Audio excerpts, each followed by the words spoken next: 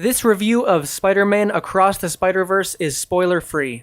Before we get into this, I just want to say, I was terrified this movie was gonna suck. Across the Spider-Verse was supposed to come out a while ago, like a few years ago if I recall, but got delayed due to writing. They clarified later it was nothing to worry about, everything was still going smoothly, but damn, Lord and Miller, you guys got me. You gave me a heart attack with that one.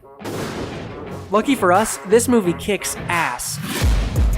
Into the Spider-Verse rocked the world when it hit theaters. And when the sequel was announced, everyone was like, well yeah, obviously, it's gonna get a sequel. Are you crazy? If it's been a while since you've seen that first installment, Miles Morales becomes Spider-Man after being bitten by a radioactive spider. He teams up with spider people from other dimensions, and they work together to stop Kingpin's dimensional collider from destroying his home universe. Now, in Across the Spider-Verse, Miles' new enemy, the Spot, is doing damage to the fabric of the multiverse, and he's pulled into a reality-hopping manhunt led by Spider-Man 2099 and his army of spider variants. Let's just hit it right off the bat. This movie rules. It will blow your already high expectations out of your ass. You know, sometimes my thumbnails can be a bit clickbaity, I admit that, but not this one. It actually changes the game. Now that I've seen what an animated movie can do, how it can blend different animation styles into a single film which also already has its own unique animation style, everything else just seems so bland by comparison. I'm sorry, but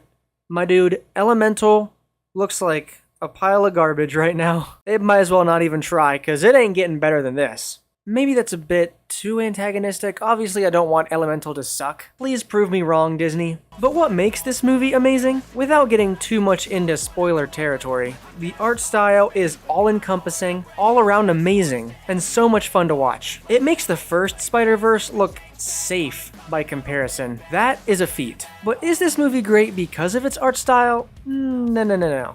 You know, it would have made it cool to see once and then never again if it was just amazing art style and that was it. But if that were all that were here, the movie wouldn't really be sticking in my mind the day after I saw it, like it is now. No, what makes this movie great is its ability to pull off an ambitious multiverse storyline married to a grounded and emotional story about tragedy, parenting, and forging your own path forward. We see a lot more of Gwen in this movie, and there are some moments in here that just absolutely break your heart. Her story is even more tragic than Miles is. While Disney is offering safe, emotionally shallow flicks with not much meat on the bone, Spider-Verse is making you squirm in your seat because this stuff is so almost hard to watch how heartbreaking it is. But that's what we need. We need kids to feel real, raw emotions. You know, I praise the film for its emotional intelligence. Miles, being Spider-Man is a sacrifice.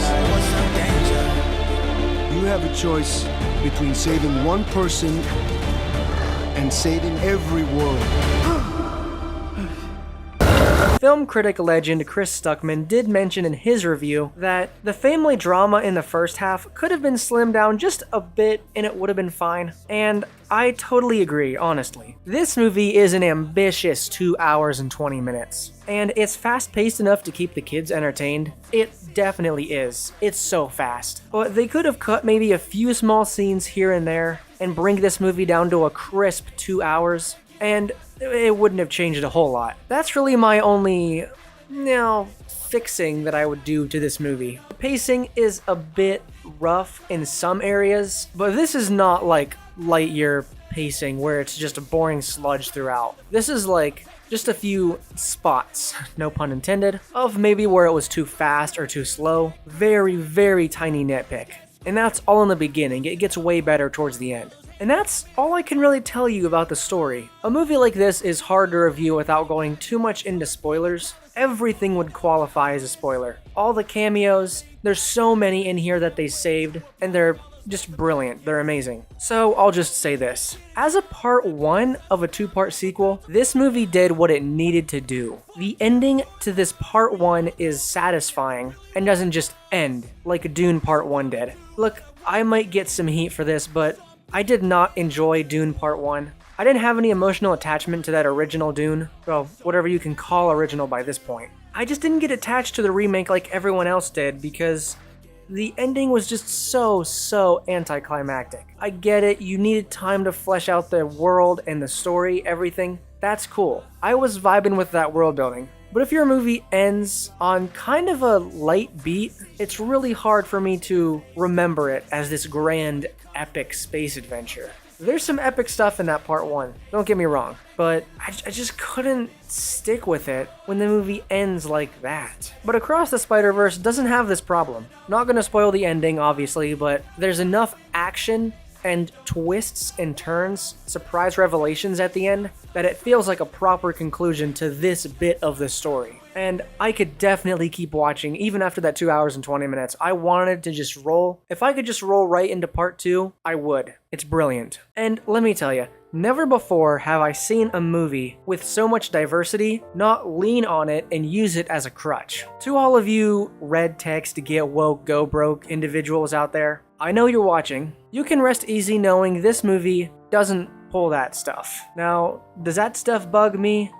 Not necessarily. There's no ham-fisted message is what I'm trying to say here. Oh, there's a strong diverse cast in here, and strong female characters, and if that bugs you, well, maybe you won't like it. But this is not, Mulan, where they're not awesome on the surface and they have to kind of shove it down in your throat. The Spider Gals are just awesome and they don't have to prove it to you. What I really want this movie to do is to show the rest of Hollywood how to handle a diverse cast of characters and actually make them characters first. This movie has Spider-Woman, a pregnant Spider-Woman, Spider-Woman in a wheelchair. That Spider-Person actually makes a self-aware joke about them being differently abled. This movie knows its writing chops, and it's not afraid to show them off. Because it's not afraid to have those characters and make them actually good. I love that so much. So, is this the best movie of the year? Probably. Should you see this in the theater? Oh, absolutely. I'm a little worried because my theater was a little bit empty when I went in there to see it. I took my brother to see it, and we both really enjoyed it. But in the theater, it was just us and like 2-3 other people. But it was a very late showing, so it might not represent the masses. I really hope this movie does well. I don't know what the marketing budget was for this film, but it's gotta be big, and it needs to cover a lot of ground to make that up. I hope this is a Puss in Boots 2 situation. The good reviews carry it a lot of the way.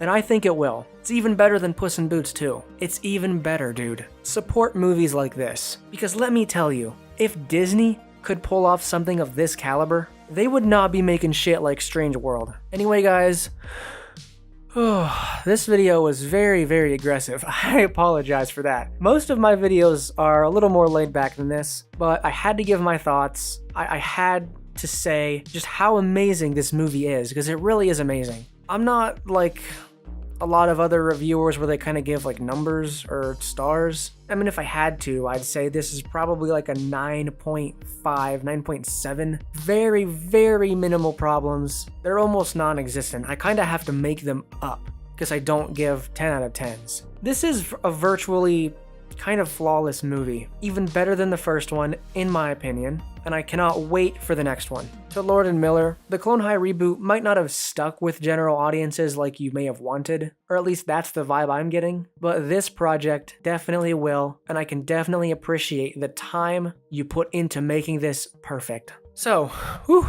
If you enjoyed this style of review, check out my other videos. I've just done some ones on Clone High, Fired on Mars, Unicorn Warriors Eternal. I make videos typically every few days, 5 to 10 minutes. New outfit for my avatar every video. That's kind of our thing. Check out the Discord. We're getting more and more people in there every day now. If you want to connect with me on a personal level, or just have a small community to post your art, get some new followers. And I think we're going to add a channel on that Discord server for movie reviews, non-spoilers, and a channel for spoiler reviews as well, so as to provide a little organization there. You can give me some outfit requests if you want. Those are always fun. Next video is going to be an outfit that was requested. I'll give you a shout out if you request something. Always do. And lastly, I want to get back into making full body drawings for every video again. Maybe not every video, maybe every few videos. Those will be going up either on the Discord or maybe an Instagram, probably a Discord. I want to get out more incentives to joining the Discord. You get early access to possible thumbnails, outfits, extra outfits that I didn't use, some full body drawings, behind the scenes stuff, and things like that. So like, subscribe, do all that stuff if you want.